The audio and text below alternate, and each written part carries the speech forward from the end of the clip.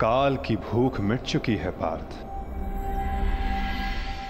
परंतु सागर अब भी प्यासा है।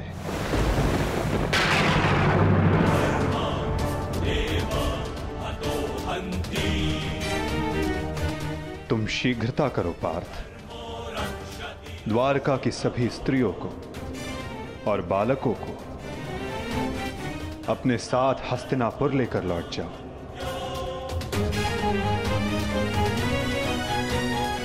ताकि वो हस्तिनापुर के परिवर्तन का भाग बनकर धर्म के मार्ग पर चल सके, नवीन युग का आलिंगन कर सके। परंतु माधव, आप? आज मैं तुम्हारा सारथी नहीं हूं पार्थ। आज मैं तुम्हारे किसी भी प्रश्न का उत्तर नहीं दे सकता। आज मैं तुम्हारा सखा हूं, एक ज्येष्ठ भ्राता के समान हूं पार्थ। और जैसा मैंने कहा है वैसा करो पार्थ।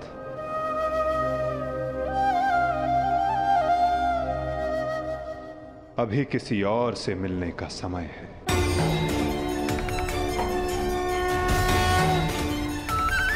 जैसी आपकी आज्ञा।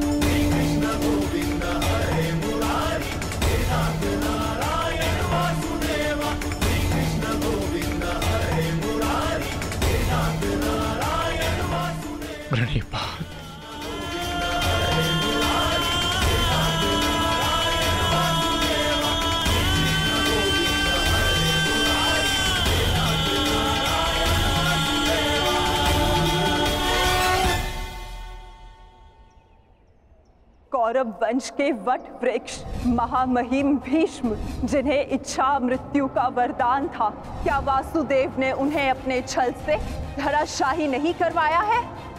यही तुम्हारा अंतिम अवसर है पार्थ। पितामह को इस पीड़ा से मुक्त करो पार्थ।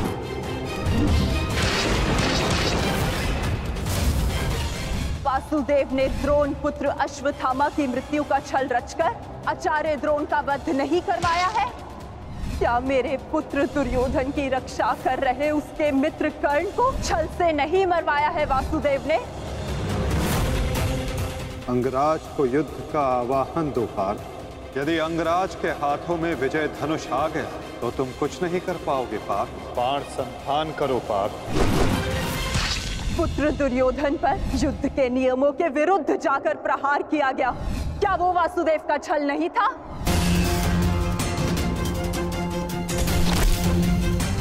मैं तुम्हें श्राप देती हूँ कि जिस प्रकार तुमने मेरे कुल का अंत किया है, तुम्हारा कुल भी ऐसे ही आपस में लड़कर नष्ट हो जाएगा।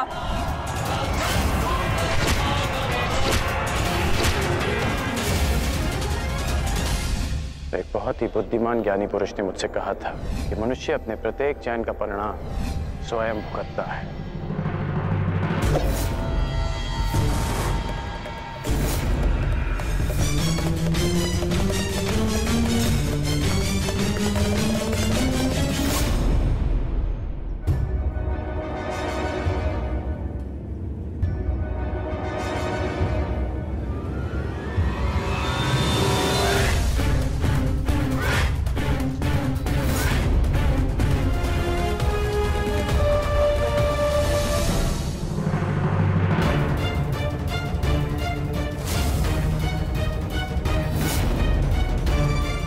आज अच्छा आखेट मिलेगा।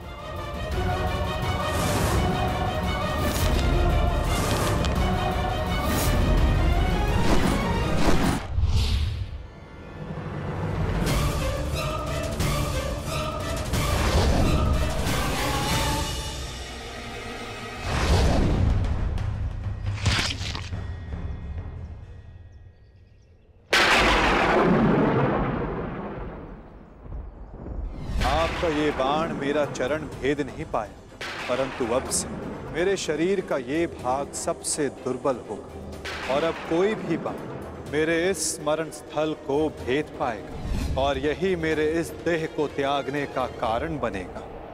आपका स्वागत है कालदेव। माता गांधारी का श्राप अब पूर्ण हुआ।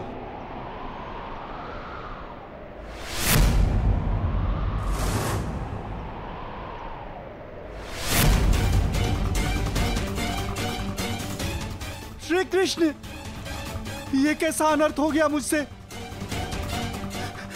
प्रभु, प्रभु मुझे माफ कर दो प्रभु, मुझसे बहुत बड़ी भूल हो गई। मुझे लगा कि यहाँ कोई हिरण है, परंतु। तुम विलाप ना करो व्याध, तुमने कुछ भी अनुचित नहीं किया। जो कुछ भी होता है सब में मैं स्वयं सम्मिलित होता हूं। कर्म के चक्र को कोई नहीं टाल सकता।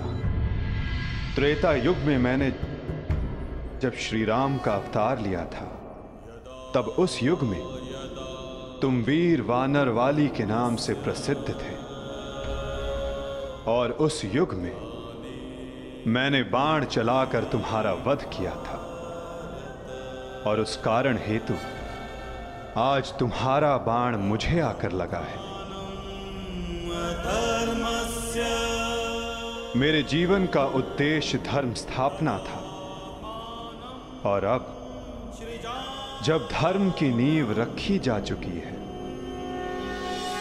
तो मेरी उपस्थिति इस धरती का संतुलन बिगाड़ देगी। हर मनुष्य इस धरती पर एक उद्देश्य लेकर आता है और उस उद्देश्य को पूर्ण करना उसका कर्तव्य होता है। मैंने अपने जीवन का उद्देश्य पूर्ण किया और आज तुमने अपना कर्तव्य पूर्ण किया व्याध। किंतु जब जब धरा पर अधर्म और अन्याय बढ़ेगा, मैं तब तब लौटकर पुनः आऊंगा।